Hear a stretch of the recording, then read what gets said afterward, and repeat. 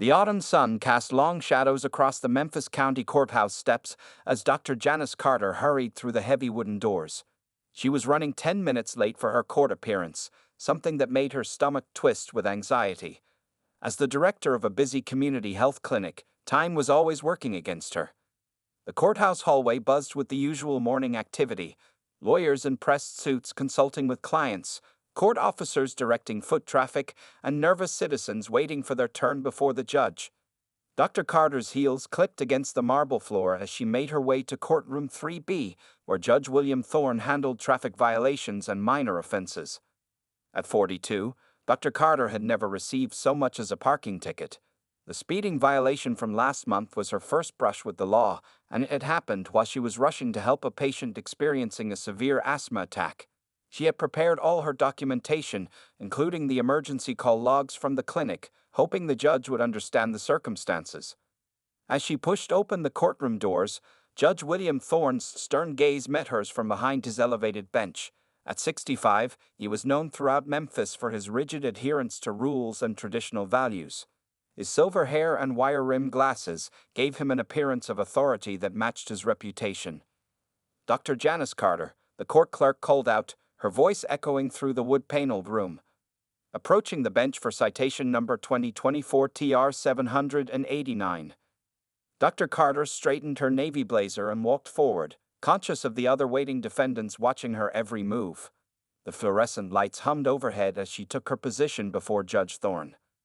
"You're late, Miss Carter," Judge Thorne said, emphasizing the Ms. despite the doctor clearly printed on the citation. His voice carried the slight drawl of old Memphis money, sharp with disapproval. "I apologize, Your Honor. We had an emergency at the clinic this morning and "The same excuse as your speeding violation, I see," Judge Thorne interrupted, scanning the papers before him. "Caught doing 48 in a 30-mile zone near Dixon Elementary School." Dr. Carter took a deep breath. "Yes, Your Honor. I was responding to an emergency call. One of my patients, a 12-year-old boy, was having a severe asthma attack. I have the documentation here." Judge Thorne held up his hand, stopping her mid-sentence. The morning light streaming through the high windows caught his gold wedding ring as he reached for his gavel. "The school zone speed limit exists to protect children, Dr. Carter. Your emergency doesn't supersede their safety." The courtroom fell silent as Judge Thorne studied the citation again. Several other defendants shifted uncomfortably in their seats, sensing the tension building in the air. A court officer standing by the door straightened his posture, watching the exchange with increased interest. "Given the location of the offense and your apparent lack of remorse," Judge Thorne continued, looking down at Dr. Carter over his glasses, "I'm imposing a fine of $500 plus court costs. Let this serve as a reminder that no one is above the law, regardless of their profession or supposed emergencies." Dr. Carter's hands tightened around the documentation she brought. $500 was well above the standard fine for a first-time speeding offense. She opened her mouth to protest but caught herself. Years of experiencing subtle discrimination had taught her when speaking up would do more harm than good. "Yes, Your Honor," she replied, her voice steady despite the anger burning in her chest. She'd lived in Memphis long enough to know that some battles weren't worth fighting, at least not in this arena. As she turned to leave, Judge Thorne was already calling the next case, dismissing her presence entirely. Dr. Carter walked out of the courtroom with her head held high, nodding politely to the court officer who held the door open for her. What Judge William Thorne didn't know, as he continued through his morning docket, was that this brief interaction would come back to impact his life in ways he couldn't imagine. The wheel of fate had already been set in motion, and the true story was just beginning to unfold. 2 weeks passed since the courthouse incident. Judge William Thorne sat in his private chambers, reviewing the day's cases while sipping his morning coffee. The local newspaper lay open on his mahogany desk, its headlines focusing on the upcoming judicial elections. He barely glanced at it, confident in his position after 15 years on the bench. Outside his window, the Memphis summer heat was already building, making the air thick and heavy. His secretary, Mrs. Patterson, knocked softly before entering with a stack of files. "Judge Thorne, the campaign committee sent over the list of registered candidates for your review," she said, placing a blue folder on top of his papers. "Thank you, Martha," he replied, not bothering to look up, though I doubt there's much to review. Nobody's challenged my seat in the last 3 elections. Mrs. Patterson hesitated at the door. You might want to take a look, sir. There's quite a buzz about one of the candidates. Curious now, Judge Thorne opened the folder. His coffee cup froze halfway to his lips as he read the name at the top of the list. Dr. Janice Carter, M.D., candidate for Circuit Court Judge, Division 3. Below her name was a brief biography that made his throat tighten. Graduate of Howard University School of Medicine, director of the Memphis Community Health Initiative, board member of the Tennessee Equal Justice Project. The list of accomplishments went on. This can't be the same, he muttered, but the photo accompanying the filing papers confirmed his fear. The poised, professional woman in the photograph was indeed the same person he'd found 2 weeks ago. Judge Thorne's hands grew cold as he remembered his dismissive treatment of her in court. He reached for his phone, dialing his campaign manager's number with slightly trembling fingers. George, get me everything you can find on Dr. Janice Carter. Yes, right now. Within an hour, his desk was covered with printouts and reports. Dr. Carter wasn't just any candidate. She was a formidable opponent. Born and raised in Memphis, she'd worked her way through medical school, opened a clinic in the city's poorest neighborhood, and earned a reputation for fighting against healthcare disparities. The morning's court session was about to begin, but Judge Thorne couldn't focus. He kept seeing Dr. Carter's composed face as he dismissed her emergency explanation and imposed that excessive fine. Now, every detail of that interaction played back in his mind with painful clarity. Your Honor? Mrs. Patterson's voice interrupted his thoughts. The courtroom is waiting. He stood up, adjusting his robes with less confidence than usual. As he walked toward his courtroom, he overheard 2 lawyers discussing the upcoming election. Did you hear about Dr. Carter running? One whispered. About time someone challenged old Thorne. Did you know she's won 3 community service awards this year alone? Judge Thorne pretended not to hear, but their words followed him into the courtroom. As he took his seat at the bench, he noticed something he'd never paid attention to before: the demographic makeup of the defendants waiting for their cases to be heard. The realization made him uncomfortable. The morning docket proceeded as usual, but Judge Thorne found himself second-guessing every decision.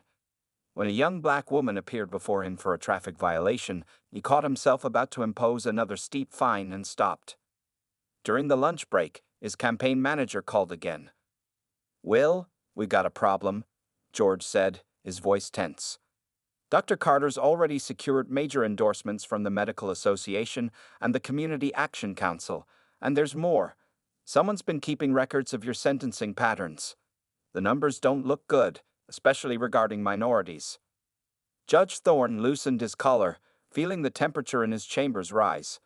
His comfortable world was suddenly shifting beneath his feet, all because of a chance encounter with a woman he'd dismissed without a second thought. As he stared out his window at the city below, he realized this election would be unlike any challenge he'd faced before. And somewhere out there, Dr. Janice Carter was just getting started. The annual Memphis Legal Foundation fundraiser filled the grand ballroom of the Peabody Hotel with the city's most influential figures. Crystal chandeliers cast a warm glow over tables draped in white linen, while waiters weaved through the crowd with champagne trays. Judge William Thorne stood near the entrance, mechanically shaking hands with guests. His mind was elsewhere, consumed by the upcoming election and the unexpected challenge from Dr. Carter.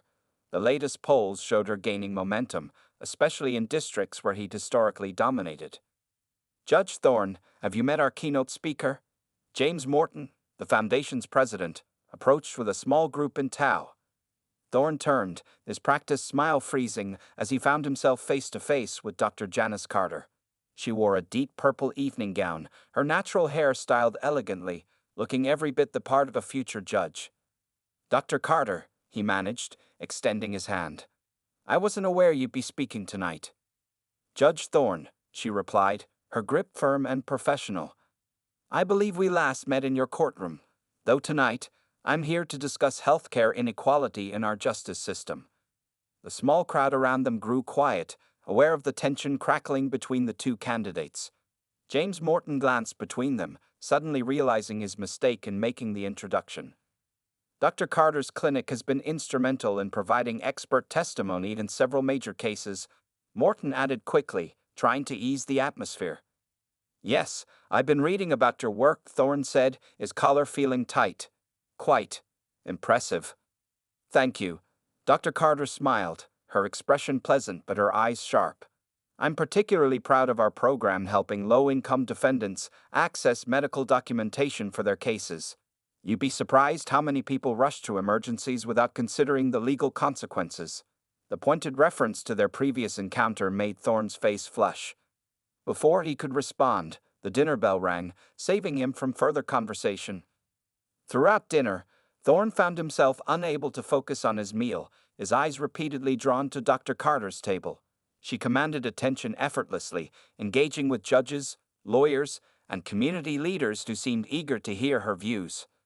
When she took the podium for her keynote address, the room fell silent. Her speech was masterful, weaving together statistics about healthcare disparities with powerful personal stories from her clinic. She never once mentioned the upcoming election or her candidacy, yet every word seemed to underscore why change was needed in the justice system. In our courts, justice should be blind, she concluded, her voice carrying to every corner of the ballroom. But compassion?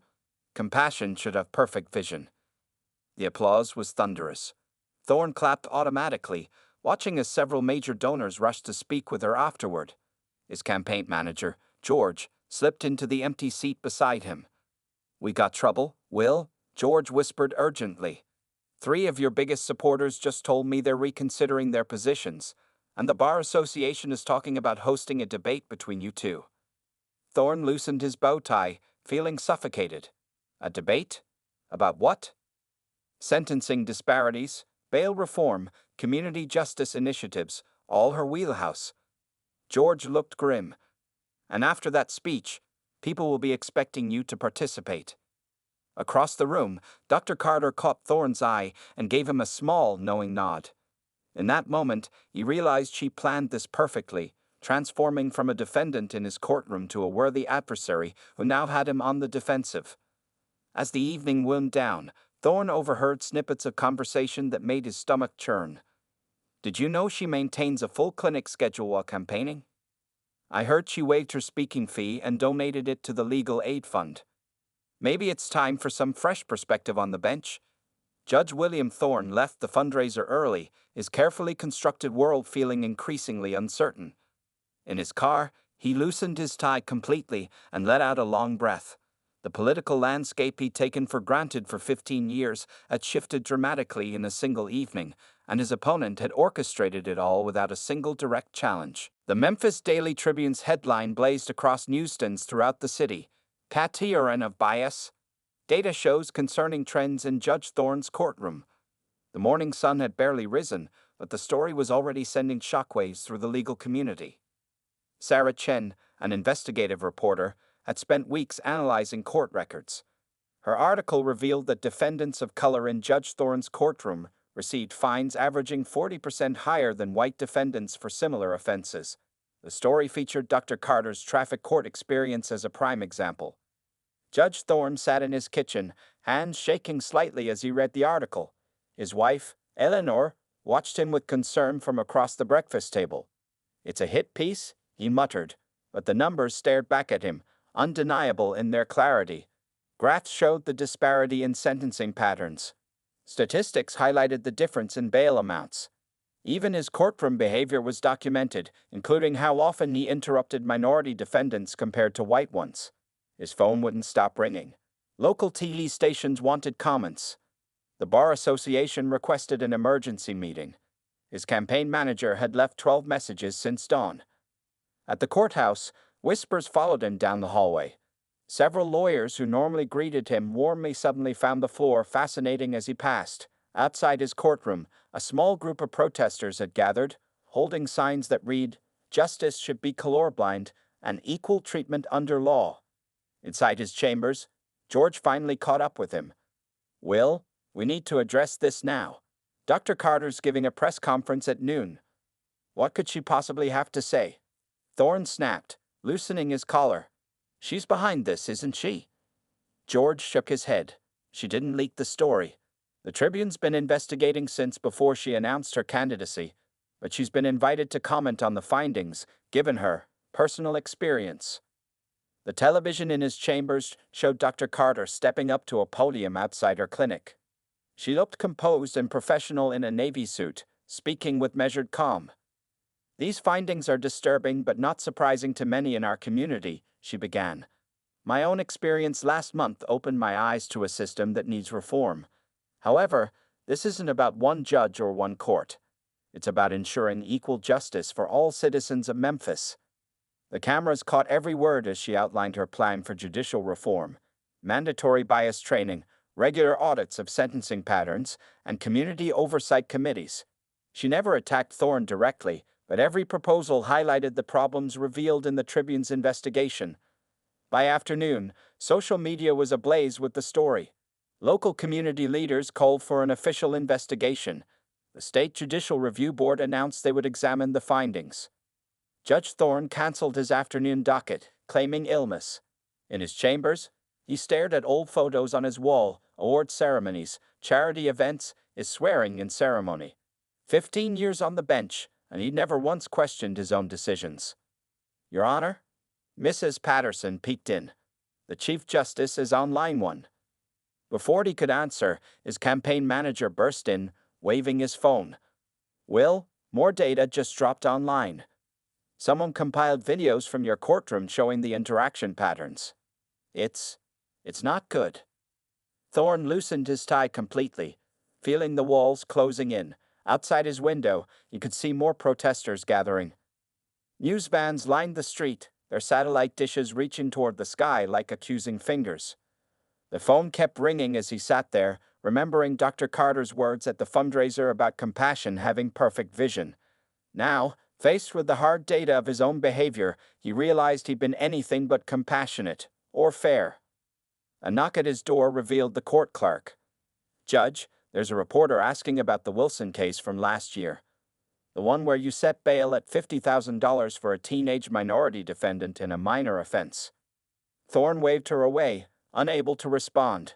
The day wasn't even half over, and already his carefully constructed world was crumbling. Somewhere across town, Dr. Carter was proving herself to be more than just a political opponent.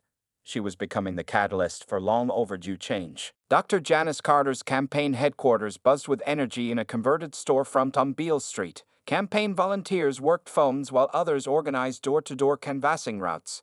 In her makeshift office, Dr. Carter reviewed her latest campaign speech with her team. "The numbers speak for themselves," she said, pointing to charts showing sentencing disparities. "But we need to focus on solutions, not just problems." Her campaign manager, Lisa Thompson, nodded in agreement. "The community response has been overwhelming. We've received donations from over 2,000 small contributors since the Tribune article."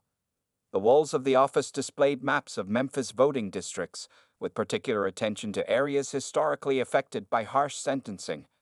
Photos showed Dr. Carter at community meetings, health fairs, and legal clinics, always listening more than speaking. "Tonight's town hall is crucial," Lisa continued. "We're expecting overflow crowds after the story broke. Local TV stations will broadcast live." Dr. Carter stood at her window, watching people stop to take photos of her campaign posters. Her phone buzzed with a message from her clinic.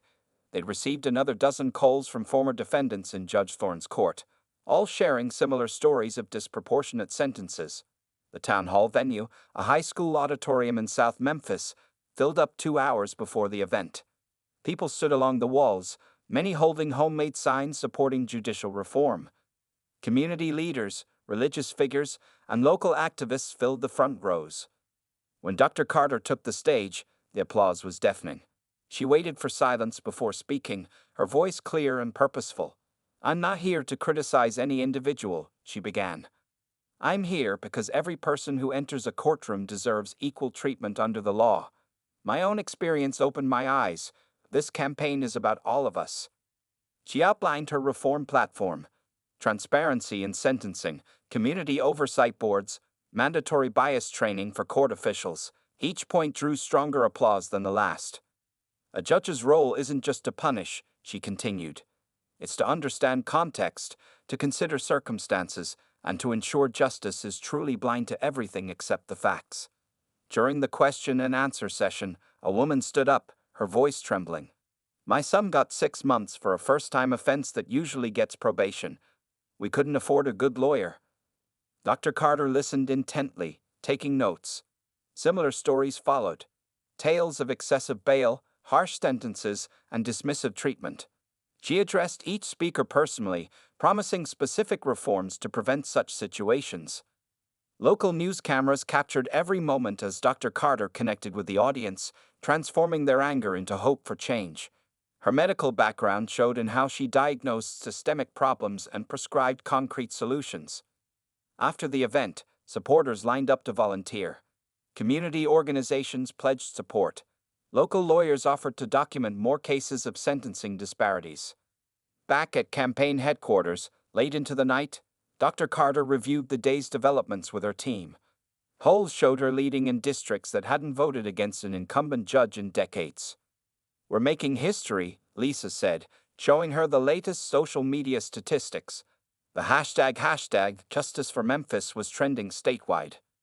Dr. Carter touched the framed photo on her desk, herself as a young medical student, dreaming of helping her community. Now that dream had expanded beyond medicine to the very system of justice itself. Tomorrow, we start implementing our Grassroots outreach program, she announced to her tired but dedicated team. Every neighborhood, every community center, every church, people need to know they have a voice. As she gathered her things to leave, a young volunteer rushed in. Dr. Carter, Judge Thorne's campaign just announced he's agreed to a public debate. The room fell silent, waiting for her reaction. Dr. Carter smiled, remembering that day in traffic court when Judge Thorne wouldn't let her explain her emergency. Good, she said quietly. It's time for everyone to hear both sides. That's what real justice is about. Judge William Thorne's reputation continued to crumble as more stories surfaced. Each day brought new revelations about his courtroom conduct, spreading across social media and local news like wildfire. The Memphis Bar Association's conference room was packed for their emergency meeting. Judge Thorne sat alone at one end of the long table, his usual allies noticeably absent. The association's board members reviewed complaints that had previously been buried or ignored. In the Martinez case, the board president read, the defendant received 6 months jail time for a minor shoplifting offense, while a similar case involving a white defendant received community service. Thorne's hands gripped his armrest tightly.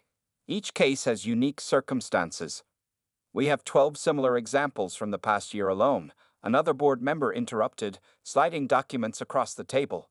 Outside, reporters waited like vultures. Thorne's campaign manager had stopped answering his calls 3 days ago, and his major donors were publicly withdrawing their support. At the courthouse, staff members whispered about how Judge Thorne's behavior had changed. His once confident stride had become hesitant. During proceedings, he second-guessed every decision, causing significant delays in his docket. Meanwhile, Dr. Carter's campaign gained unstoppable momentum. A local filmmaker's video of her treating patients while discussing judicial reform went viral. Community leaders who had once feared opposing Thorne now openly endorsed her. The defining moment came during a routine preliminary hearing. A young black defendant appeared before Thorne for a traffic violation similar to Dr. Carter's case. The courtroom fell silent, watching to see how he would handle it. Thorne stared at the citation, his hands trembling slightly. The defendant, a college student named Marcus Thompson, had been speeding to reach his dying grandmother in the hospital. Your Honor, Thompson's public defender began, we have documentation of the emergency. Thorne raised his hand, remembering how he dismissed Dr. Carter's similar evidence. The parallel was too stark to ignore. Security cameras captured his long pause, the footage later spreading across news channels as a symbol of his internal struggle. Case dismissed, he finally announced, his voice barely audible. The courtroom erupted in murmurs. Reporters rushed to file their stories. Judge Thorne shows unexpected leniency. Too little, too late. That evening, at an emergency strategy meeting, his remaining campaign advisors presented the harsh reality. Their internal polling showed him trailing by double digits in districts he previously won by landslides. The debate next week could be your last chance, his new campaign manager warned. But Dr. Carter's team has requested it be held at her community clinic, with local residents asking questions. Thorne loosened his tie, remembering how he'd once ruled from his bench with unquestioned authority. Now he faced the prospect of defending his record before the very people he treated dismissively for years. His wife found him later that night in his home office, surrounded by case files. He'd been reviewing his past decisions, seeing them through new eyes. "I never thought," he began, but couldn't finish the sentence. Eleanor touched his shoulder gently. "Maybe it's time to consider stepping down gracefully." But Thorne shook his head. The old pride that had sustained him for 15 years wouldn't let him quit. He had to face the music, face Dr. Carter, face the community he'd failed to serve fairly. The next morning's headlines dealt another blow. Former defendants share stories of bias in Judge Thorne's court.